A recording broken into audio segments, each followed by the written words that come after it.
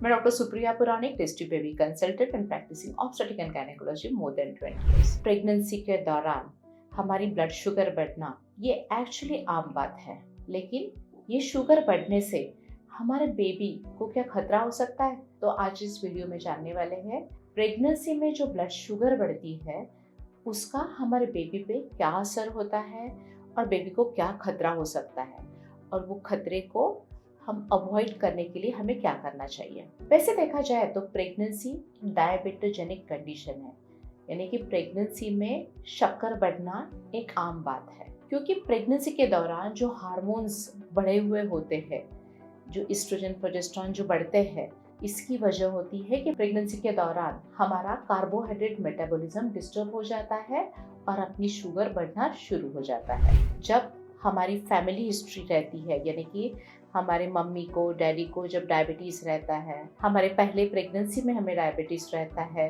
तो इस प्रेगनेंसी में भी डायबिटीज़ होने की रिस्क ज़्यादा रहती है। जब हमें पीसीओडी रहता है, हमारा वेट ज़्यादा रहता है, तो डायबिटीज़ होने की रिस्क रहती है। इसको हम जेस्टेशनल डायबिटीज़ मेलाइटिस कहते हैं।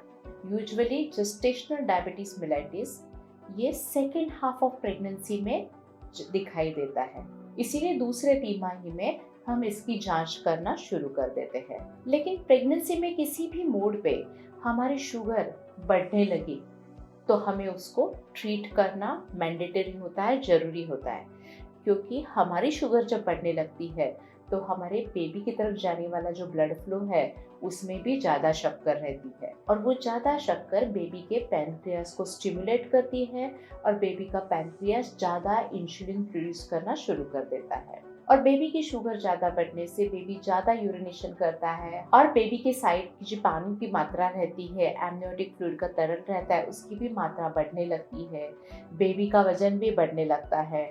डिलीवरी के बाद बेबी को कभी कभी हाइपोग्लाइसीमिया से झटके आना शुरू हो जाता है, और वो ये शुगर बहुत ही ज़्यादा बढ़ी तो बेबी की जान को खतरा होता है। इसीलिए प्रेगनेंसी के दौरान जब हमारी शुगर बढ़ती है तो हमें बिल्कुल इग्नोर नहीं करना है। वैसे देखा जाए तो डाइट एंड सिंपल दवाइयों से हम इसको कंट्रोल में रख सकते हैं, लेकिन ये दवाई हमारे लिए मैंडेटरी होती है। सिर्फ डाइट से कंट्रोल करने में कभी कभी परेशानी बढ़ जाती है। जो दवाई हम प्रेगनेंसी के दौरान देते हैं, जिनको हम मेटफॉर्मिन कहते हैं, वो एकदम सेफ दवाई रहती है।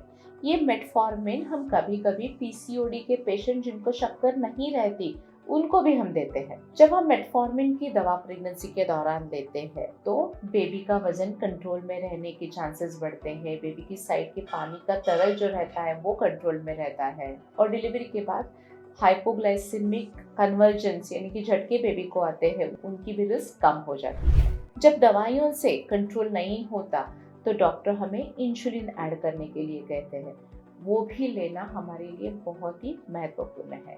जब हमारी शुगर अनकंट्रोल रहती है तो डॉक्टर आपको रोज शक्कर की चेकिंग के लिए कह देंगे।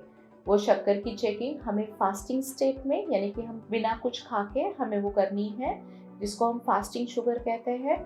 और दूसरी शुगर जो चेक करनी है वो खाने के बाद 2 घंटे में चेक करनी है, और जब तक हमारे ये लेवल्स नॉर्मल नहीं आते तब तक डॉक्टर हमें डेली या दिन में 2 बार ये शक्कर चेक करने के लिए कह सकते हैं। लेकिन जब हमारी शक्कर कंट्रोल में आ जाती है तब डॉक्टर हफ्ते में 2 बार करने के लिए कहेंगे। लेकिन ये करना जरूरी है, क्योंकि एक बार डॉक्टर जो डोज बताता है उससे थ्रू आउट प्रेगनेंसी में शक्कर कंट्रोल नहीं होती। कभी कभी दवाइयों के रिक्वायरमेंट या इंसुलिन की रिक्वायरमेंट बढ़ती जाती है, इसीलिए हमारी शक्कर दवाइयों से कंट्रोल भी हो गई तो भी हमें हफ्ते में 2 बार अपनी ब्लड की शुगर जांच करनी ही है। और दवाइयों के साथ हमें डाइट पे कंट्रोल करना और एक्सरसाइज करना भी हमारे लिए शुगर कंट्रोल रखने के लिए महत्वपूर्ण होता है। तो आज इस वीडियो में हमने जान लिया कि प्रेगनेंसी के दौरान जब डायबिटीज़ हो जाता है तो बेबी का स्वास्थ्य अच्छा रखने के लिए हम शुगर मॉनिटरिंग कैसा करें और ये शुगर को कंट्रोल कैसे करें। इसके बारे में आपके कोई प्रश्न रहेंगे तो हमें ज़रूर लिखिए, और हमारी ये gynaec, infertility, IVF related video जरूर देखते रहिए। धन्यवाद।